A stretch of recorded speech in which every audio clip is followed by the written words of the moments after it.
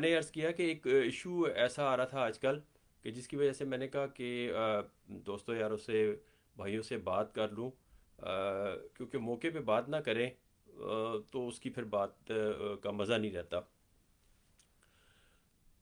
PDM बनी, APC हुई, PDM बनी, फिर तहरीक चली और फिर पीडीएम ने कहा जी कि हम 31 दिसंबर तक इस्तीफ़े हम इकट्ठे करेंगे, जो कि उन्होंने कर लिए।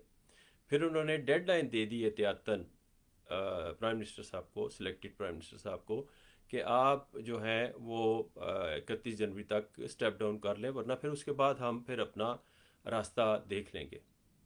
भी उसके बाद देखेंगे क्या होगा, कौन सा वो जो एजुटेशन की कौन कौन से प्लेटफॉर्म यूज़ करेंगे, कौन कौन से ऑप्शंस यूज़ करेंगे।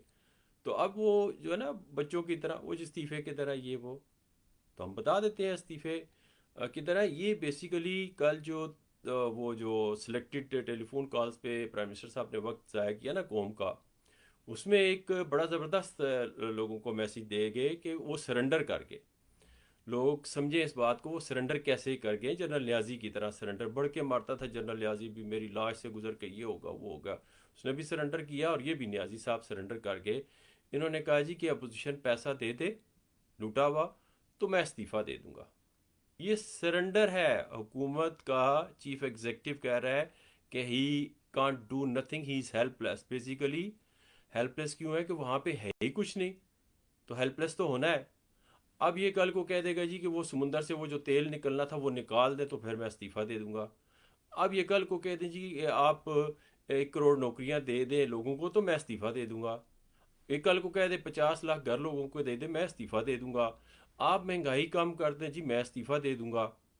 मतलब जो काम इसने इससे नहीं हो रहा वो अगर अपोजिशन कर दे तो इसने इस्तीफ़ा दे देना। ये तो कोई बात नहीं बनती, ये कोई कॉमन सेंस नहीं बनता।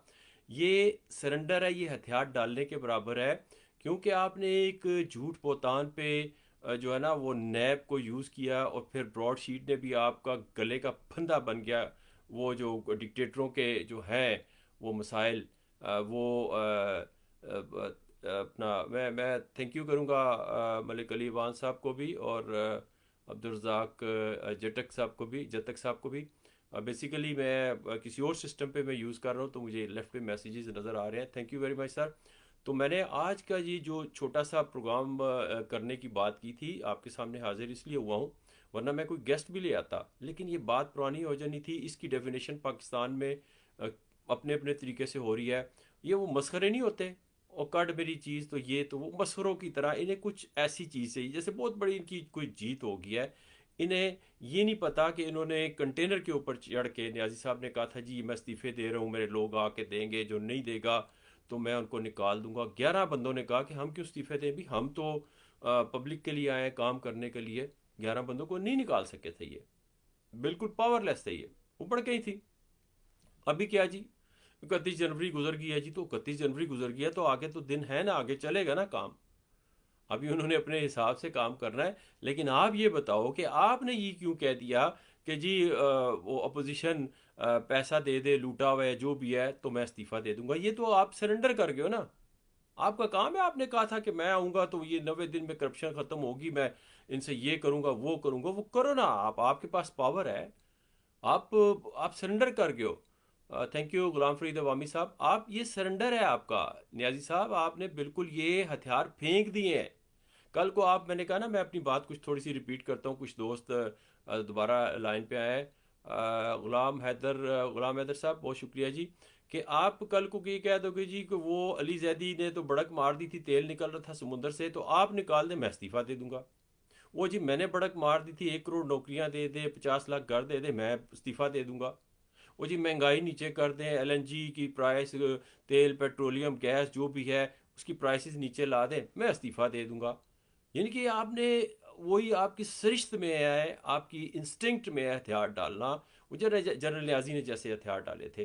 तो इसलिए आपको कुछ समझ नहीं आती कि आप बात क्या कर रहे होते हैं। आपके हर जुमले में होता है हाँ जी हमने ये बना लिया हम करेंगे, हाँ जी हम ये हो गया ये हम करेंगे ये होगा, ये मतलब मुस्तकबिल का सीगा इस्तेमाल करते हैं। आपके पास ये कोई आपके पास लॉजिक नहीं है कि आप जो उसको फ़ौरन कहें जी कि हाँ जी ये मैंने कंप्लीट कर लिया है और ये मैं इस पे ये मेरे पास रिजल्ट है। ये मैंने अब हो क्या रहा है कि बेनज़ीर इनकम सपोर्ट जो प्रोग्राम है उसके ऊपर अपना नाम चिपकाने से कुछ फ़र्क नहीं पड़ता। वालेकुम सलाम मसूद राना साहब, बहुत शुक्रिया जी। तो उसके ऊपर अपना जो है ना वो नाम चिपकाने से कुछ नहीं, लोगों की दुआएं फिर भी बेनज़ीर भुट्टो शहीद को जा रही हैं। उन्हें पता है कि ये किस शख्सियत की वजह से हो रहा है ये काम। और ये आज का काम नहीं है, हमारी हुकूमत से शुरू हुआ है, नून की हुकूमत, और ये चलेगा। ये तुम्हारे इससे कुछ नहीं होगा। अपना काम कुछ करके बताओ। अपनी एक बात हो ना कि हाँ जी ये मैंने कहा था, ठीक है, ये शहीद जुल्फ़िकार अली भुट्टो साहब ने कहा था, उन्होंने पूरा किया। ये बीबी शहीद रानी ने किया था, आसिफ जरदारी साहब ने किया था। ये लीडर होते हैं। अब कभी तुम पीपल्स पार्टी के वो तख्तियां और प्रोजेक्ट्स पे करते हो और कभी नून लीग के उस पे करते हो। नून लीग ने जब एटम बम का किया तो उन्होंने ये नहीं कहा कि ये उन्होंने शहीद जुल्फ़िकार अली भुट्टो साहब को ऑनर पेश किया, बानी थे वो। तो इसलिए आपको पेट में कोई ऐसी तकलीफ होती है ना, कड़वंज का दर्द वो जिसे कहते हैं, वो अल्लाह जाने क्या इस तरह होता है, वो दर्द उठता है आपका कि यार मुझे काम समझ नहीं आती है, मैं बढ़ के मार गया हूँ। मैंने ये समझा था पीसीबी है, मैंने ये समझा था इंतखाब आलम और रसीब एहसन है, मैं इन्हें दबा के तो वसीम अकरम को मियादाद पे कप्तान बनवा लूँगा। ये हो नहीं सका, ठीक है। आप मतलब वो पीसीबी और बात थी। आपने एक कमरे में वो की वो मीटिंग, वो भी मुझे पता है, मैं आपको बड़ा पुराना जानता हूँ, बड़े अच्छे तरीके से जानता हूँ। और जो जो आपके जो है ना इमोरल एक्टिविटीज़ वो भी मैं जानता हूँ, जो कि बयान करना मुनासिब नहीं है। तो ये लूज कैरेक्टर तो आपका बड़े अरसे से है और आप अभी तक वही हैं। मैं आपके पर्सनल कैरेक्टर की बात नहीं कर रहा हूँ, मैं आपकी डिलीवरेंस की बात कर रहा हूँ कि जी वो इस्तीफे किधर के। आप अपने आप को देखो कि आपने मुल्क का कौम का हाल क्या कर दिया है, तबाही फेर दी है।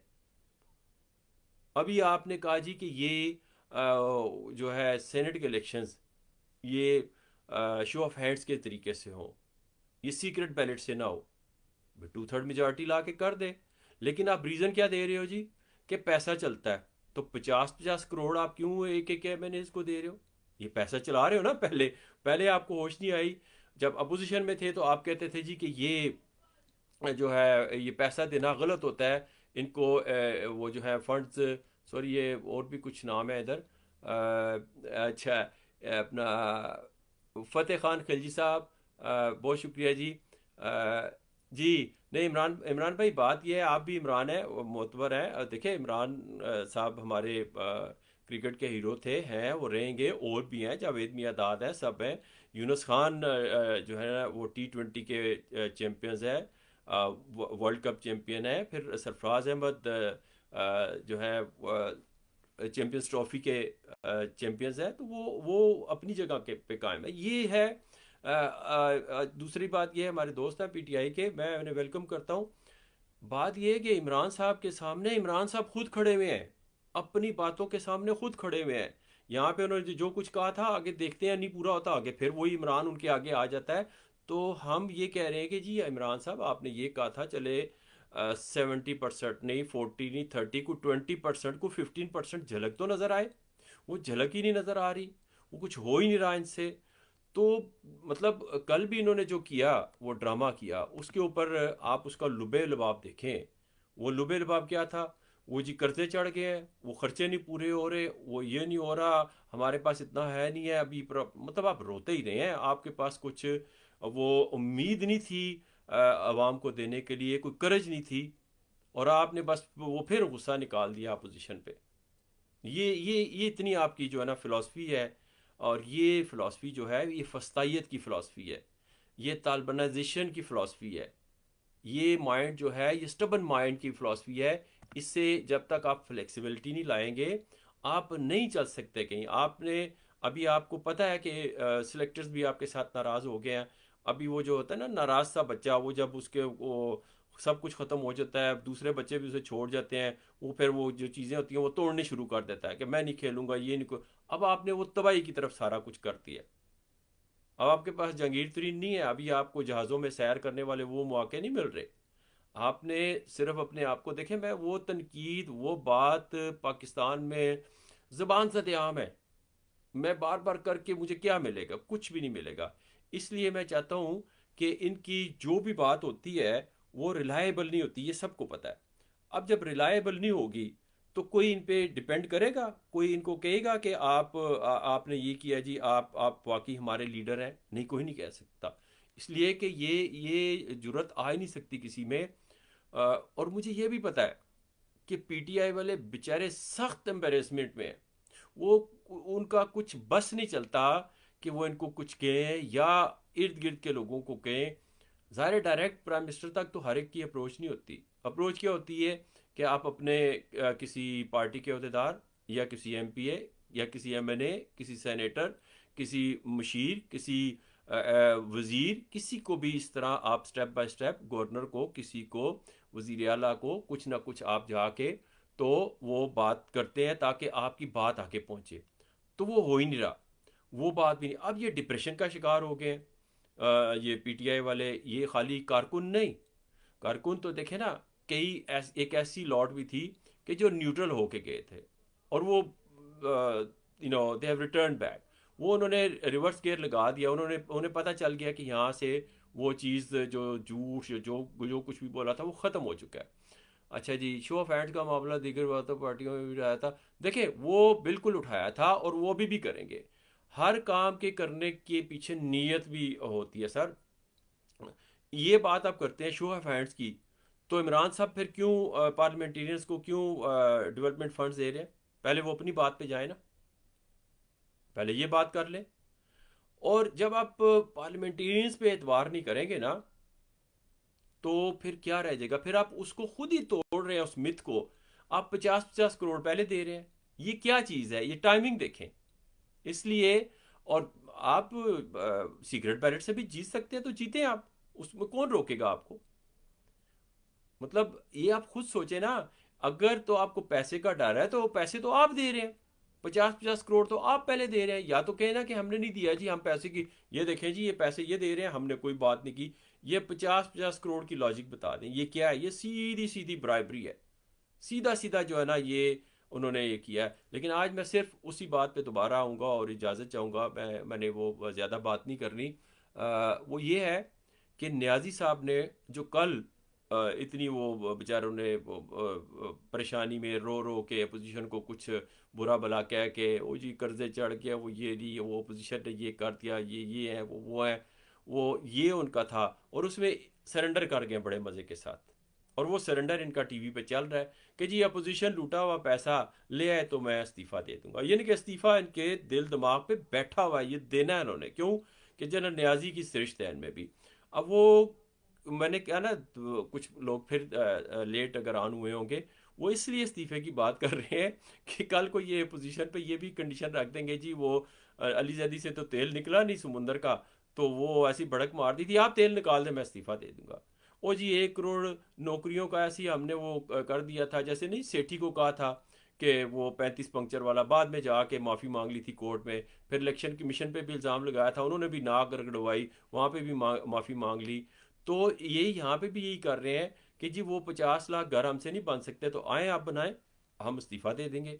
आए जी आप जहांगीर तरीन को पकड़ें, ये मैंने जो लीक हुई थी रिपोर्ट फिर मैंने शाया कर दी, इस पे मेरे से अमल नहीं होता, आए इस पे अमल करें और मैं इस्तीफा दे देता हूँ, ये शुगर कार्टेल ने जो किया था। आए खुसरो मुख्तियार को पकड़ें, हुमायूं अख्तर को पकड़ें, मुन सलाई को पकड़ें, ये जितने भी चीनी के मेरे कार्टेल हैं इनको पकड़ें, मैं इस्तीफा दे दूंगा, मेरे से कुछ नहीं होता। आए जनरल आसिफ सलीम बाजवा को जो है ना वो फारिग करें, वो उनकी कंपनियां निकल रही, ये मेरे से वो नहीं होता। ये शेख रशीद का आना और ब्रिगेडियर जाज का जाना, ये इनके बस की बात नहीं थी।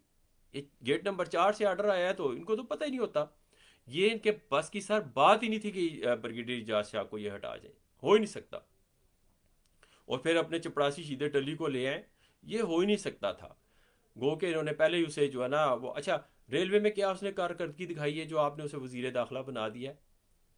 बहुत सारे तनकीदें हैं, छोड़ दें इस बात को। सिर्फ आप ये देखें कि इनका जो है वो टांगा उल्टने वाला सिस्टम का वो बचा लें। इनसे मुराद है कि इस वक्त इन्होंने वो सारी जो है ना चीज़ें सेट कर दी हैं मेरे अजीज़ हम वतनों के लिए कि टांगा उलट जाए। इन्होंने इतनी तबाही फेर दी है कि मेरे अजीज़ हमवतनों, किसी वक्त भी वो कह सकते हैं जी देखें जी पहले भी चोर थे, डाकू थे, ये तो उनसे बड़े चोर डाकू निकले, इन्होंने तो तबाही कर दिया, ये थे वो थे, अब हम क्या करें, we got no choice. So ultimately, we are here to deal with the situation, and then we'll see if we can, hold an ये अपने इंतखाबात वगैरह, ठीक है, इलेक्शंस. तो आप ये देखें कि इनको इनसे मामलात इतने बिगड़ चुके हैं, इतने बिगड़ चुके हैं ना, कि वो और फिर ये भी नहीं करते, कंसल्टेशन नहीं करते. और जो बंदा कंसल्टेशन ना करे, अपोजिशन को कुछ ना समझे, किसी को कुछ ना समझे, वो उसके साथ यही होता है आखिर में. वो फिर रऊनियत के उसमें ना. अच्छा, कुछ लोग कहते हैं जी वो जी बड़े स्मार्ट है, फोटो देखो भाई, हमने मॉडलिंग करानी है, इनसे भी स्मार्ट बड़े बड़े लोग हैं. भाई आपने मॉडलिंग करानी है मुझे बताए. मैं हैरान होता हूँ कि इतनी लो लेवल की थिंकिंग है कि वो ये नहीं समझते कि मुल्क चलाना है यार. मॉडलिंग कराने के लिए तो बड़े हमारे अच्छे खूबसूरत अदाकार हैं, अदाकाराएं हैं, जो भी हैं, और बड़े बड़े शी जवान हैं. तो वो ये तो नहीं है ना कि यहाँ पे मॉडलिंग करानी है. खुदा के लिए यार, उस बंदे ने मज़हब का बेड़ा गर्क किया जी. वो कादियानियत को इंडक्ट किया, फिर उन्हें माइनॉरिटी के कमीशन में इंडक्ट किया, सारा कुछ करके अभी भी वो सपोर्ट कर रहा है. वो नौसत छाई हुई है इस वजह से हमारे मुल्क में.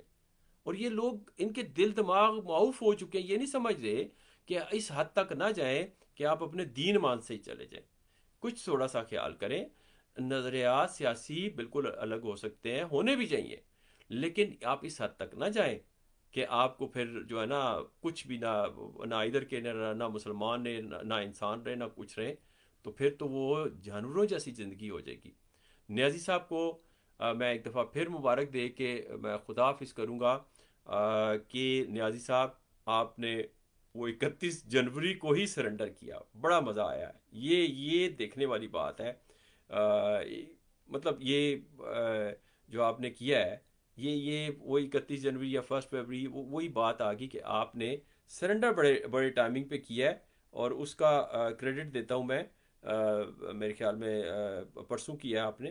तो बात वही आती है कि आपको क्रेडिट जाता है. 31 जनवरी को आपने इस्तीफ़ा बड़े तरीके से दिया. आप कहते हैं ना आपने इस्तीफ़ा नहीं दिया, आपने 31 जनवरी को इस्तीफ़ा इस तरह दिया है, हालांकि वो अपोजिशन ने कुछ और कहा था, लेकिन आपने सरेंडर किया कि जी पैसा दे दे तो मैं इस्तीफ़ा दे दूँ. आपने सरेंडर कर दिया, आपसे कुछ हो नहीं रहा. एग्जेक्टिव पावर्स आपके पास हैं, फिस्तायत आपने वहाँ जो है ना बपा की हुई है, दबा के आप वो जो है ना अपनी ज़ाती वो पर्सनल वेंडेटा बनाया हुआ, इसको पकड़ो उसको पकड़ो, बिल्कुल ख़त्म कर. तो फिर भी कुछ नहीं चल रहा यार. तो फिर इस्तीफ़ा तो आपका खाम खा ही बनता है. और आप यकीन करें कि ये अपोजिशन ने बिल्कुल आपको एक्सपोज करने के लिए कुछ और स्ट्रेटजी जो की हुई है ना, आपको समझ नहीं आएगी. और ऐसी आपको वो धोबी पटड़ा लगाएंगे ना, आपको समझ नहीं आएगा जनाब न्याजी साहब. आपको भागने का भी रास्ता नहीं मिलेगा. इसलिए उन्होंने आपको मौका दिया था कि ग्रेसफुली कहें जी कि ठीक है, आपने कन्फेस किया ना कुछ अर्सा पहले, 1.5 साल तो मुझे समझ ही नहीं आया, तो अभी भी कौन सा समझ आया, अभी भी क्या कर रहे हैं. तो आपने कन्फेस खुद किया, किसी ने आपको गन पॉइंट पे नहीं आपसे कहा कि आप ये चीज़ें कि आप झूठ का सच का आप नहीं कहा, आपके मुंह से निकला. तो कन्फेस भी किया आपने बिल्कुल वहाँ पे भी. और फिर 31 जनवरी को आपने, एग्जैक्टली 31 जनवरी को आपने रिज़ाइन किया. आपने कहा जी कि अपोजिशन जो है वो पैसा ला दे तो मैं इस्तीफ़ा दे दूंगा. तो आप कह दें अपोजिशन को कि अपोजिशन आए, वो कश्मीर वापस दिला दे, मैंने बेच दिया. अपोजिशन आए तो वो सऊदीया के साथ मेरे फिर ताल्लुकात ठीक कर दे, मैंने ख़राब कर दिए. अपोजिशन आए, मैंने आईएमएफ से ज़्यादा कर्जा ले दिया, वो ज़रा सही करा दे, वो टर्म सही करा दे, मैं इस्तीफ़ा दे दूंगा. अपोजिशन आए तो मैं जो है वो पार्लियामेंट में भी जाया करूंगा, कुछ बात करूंगा. मुझे जो है पार्लियामेंटेरी जो सिस्टम है, पार्लियामेंटेरियन उसका सिस्टम और नॉर्म्स जो है, डेमोक्रेटिक नॉर्म्स, वो सिखा दे, मैं इस्तीफ़ा दे दूंगा. आपने हर बात पे इस्तीफ़ा देना क्या है, दे चुके हैं 31 जनवरी को. लिहाजा आप खुद, आपको समझ आ जानी चाहिए, आपके पल्ले कुछ बचा ही नहीं है. आपने वो दो चार वो, अब मैं लफ्ज़ नहीं इस्तेमाल करना चाहता हूँ, वो रखे हुए हैं, उनसे कुछ भी नहीं होगा. ये लोग आपको नज़र भी नहीं आएंगे. उनकी वो है नहीं ना, वो तो थाली के बैंगन है, कभी इधर कभी उधर, ये ख़त्म हो जाएंगे. लिहाजा आप खुदा हाफिज़ कहें. और जाएं और 50-50 करोड़ छोड़ के ना आप जितने मर्जी दें। आप बिल्कुल एक्सपोज हो चुके हैं, बिल्कुल फारग हो चुके हैं और बार बार इस्तीफ़ा देंगे। और आपका इस्तीफ़ा अभी कबूल करने वाले इसलिए नहीं कर रहे हैं कि उन्होंने कहा खूब जो है ना शर्मिंदे हो, मैं वो लफ्ज़ नहीं इस्तेमाल करता। और ख्वाजा आसिफ ने बिल्कुल आपके बारे में ठीक कहा था। ये नहीं है कि ये लोग इस्तीफ़ा दें और वापस लें, आपने इस्तीफ़े भी दिए, तनख्वाहें भी ली, शर्मिंदा हो के फिर वहाँ पे आके ख्वाजा आसिफ से वो जो उसने लान तान कर सका था ख्वाजा आसिफ वो भी सुनी। क्या शर्म रही, क्या हया रही आपकी। आप कहते हैं जी इस्तीफे की तरह, इस्तीफा आपसे लेना है उन्होंने, उनके इस्तीफे हैं उन्होंने जमा किए हुए, उन्होंने जमा करने के लिए रखे हुए थे, आपको टाइमिंग पे देंगे। इसकी टाइमिंग होती है सियासत की। तो देखने सुनने वालों को प्यार भरा सलाम जी। इजाज़त चाहूँगा, एक थोड़ी सी दिल में बात आई थी कि न्याजी साहब के सरेंडर की मुबारक दे दूँ। और इंशाल्लाह पीपल्स पार्टी टांगा उल्टने से बचाएगी, सिस्टम को बचाएगी, इसका ये मतलब है। मेरे अजीज़ हम वतनों नहीं होने देगी, वरना इन्होंने तो सारा प्लेटफॉर्म सेट कर दिया है। और इंशाअल्लाह ताला जमहूरियत के लिए हमें एक दफ़ा फिर आवाज़ उठानी पड़ेगी। पाकिस्तान जिंदाबाद, जिए भुट्टो।